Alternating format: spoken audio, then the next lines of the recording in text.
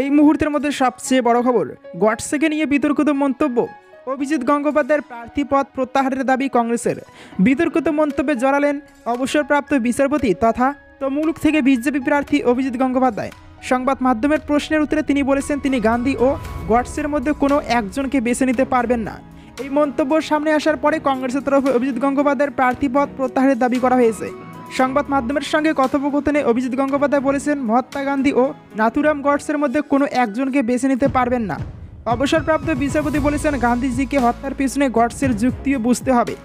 অভিজিৎ গঙ্গোপাধ্যায় বলেছেন তিনি যেহেতু আইনের পেশার লোক সেই কারণে গল্পের অন্য দিকটি বোঝা দরকার। তিনি আরও বলেছেন গডসের লেখা পড়ে বুঝতে হবে তাকে কেন মহাত্মা গান্ধীকে হত্যা করতে হলো। ততক্ষণ পর্যন্ত তিনি গান্ধী ও গডসের মধ্যে কোনো একজনকে বেছে নিতে পারবেন না।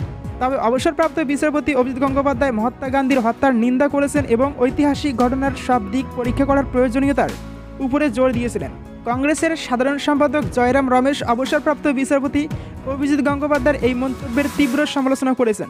তিনি বলেছেন কলকাতা হাইকোর্টের প্রাক্তন বিচারপতি বলছেন তিনি গান্ধী ও গডসের মধ্যে বেছে নিতে পারবেন না। এই মন্তব্য দুঃখজনকের থেকেও খারাপ। জয়রাম রমেশ বলেছেন অবসরপ্রাপ্ত বিচারপতি অভিজিৎ গঙ্গোপাধ্যায়ের মন্তব্য সম্পূর্ণভাবে অগ্রহণযোগ্য। যারা মহাত্মা গান্ধীর উত্তরাধিকারকে যথাযথ করার জন্য কোনো প্রচেষ্টা ছাড়েন না তাদের প্রার্থী পদ অবিলম্বে প্রত্যাহার করা উচিত। কলকাতা হাইকোর্টের কর্মরত বিচারপতি অবসর নেওয়ার সময় বাকি থাকলেও তিনি হঠাৎ ইস্তফা দেন এবং বিজেপিতে যোগ দেন। বিজেপির তরফে তাকে তমলুক থেকে প্রার্থী করা হয়েছে।